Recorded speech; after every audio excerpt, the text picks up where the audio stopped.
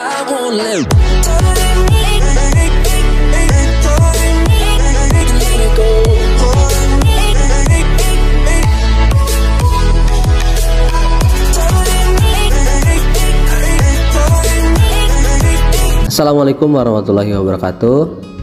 Nah, bertemu lagi di channel Irfan Malika. Di sini saya akan membahas tentang pola penalaran dan alat berpikir kritis secara induktif dan deduktif. Adapun pengertian pola penalaran dalam matematika itu adalah suatu cara untuk membuat suatu pernyataan baru dengan benar dari suatu pernyataan yang telah dibuat sebelumnya, yang dimana pernyataan atau kesimpulan tersebut dapat dipertanggungjawabkan. Adapun kemampuan yang tergolong dalam penalaran matematika itu terdiri dari 7. Yang pertama itu menarik kesimpulan logis, yang kedua memberi penjelasan terhadap model, fakta, sifat, hubungan atau pola, yang ketiga memperkirakan jawaban dan proses solusi, yang keempat menggunakan pola hubungan untuk menganalisis situasi atau membuat analogi, generalisasi dan menyusun konjektur, yang kelima mengajukan lawan contoh, yang keenam mengikuti aturan inferensi, memeriksa validasi argumen, membuktikan dan menyusun argumen yang valid, yang ketujuh menyusun pembuktian langsung, pembuktian tidak langsung, dan pembuktian dengan ilmu matematika. Selanjutnya, penalaran matematika memiliki 2 tipe. Yang pertama, imitatif reasoning imitatif, yang terdiri dari memorized reasoning atau MR atau penalaran yang dihafalkan. Yang kedua ada algorithmic reasoning AR atau penalaran yang berdasarkan algoritma.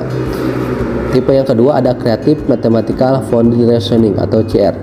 Suatu penalaran disebut CR jika memenuhi kondisi dengan urutan berikut. Yang pertama, apakah merupakan penalaran yang baru atau novelty.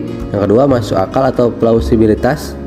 Yang ketiga, berisi aneka pilihan strategi atau implementasi yang didukung argumentasi-argumentasi yang mendorong penarikan kesimpulan yang benar dan masuk akal dan yang melibatkan komponen-komponen penalaran.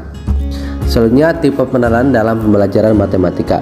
Yang pertama ada penalaran induktif. Penalaran ini merupakan proses berpikir yang berusaha menghubungkan fakta-fakta atau kejadian-kejadian khusus yang sudah diketahui menuju kepada suatu kesimpulan yang bersifat umum. Secara umum, langkah-langkah penalaran induktif yang digunakan dalam matematika itu terdiri dari berbagai tahapan. Yang pertama itu mengamati pola-pola yang terjadi. Selanjutnya, membuat dugaan atau konjektur tentang pola umum yang mungkin berlaku. Yang ketiga, membuat generalisasi atau kesimpulan. Yang keempat, membuktikan generalisasi secara deduktif. Selanjutnya, penalaran dalam matematika. Yang kedua ada penalaran deduktif. Nah, penalaran ini merupakan proses berpikir untuk menarik kesimpulan tentang hal khusus yang berpijak pada hal umum atau hal yang sebelumnya telah dibuktikan atau diasumsikan kebenarannya. Selanjutnya, komponen-komponen kemampuan penalaran matematis ada 3 komponen dalam penalaran matematika. Yang pertama itu adanya pernyataan atau assertion. Yang kedua ada keyakinan atau belief. Yang ketiga ada argumen. Selanjutnya, yang ada 2 faktor yang seringkali menimbulkan kesalahan dalam penalaran yang ditentukan dalam pembelajaran matematika. Yang pertama itu salah karena keabstrakan permasalahan. Yang kedua, kesalahan karena penyataan memuat informasi yang negatif. Selanjutnya, indikator kemampuan penalaran matematis. Yang pertama itu mengajukan dugaan.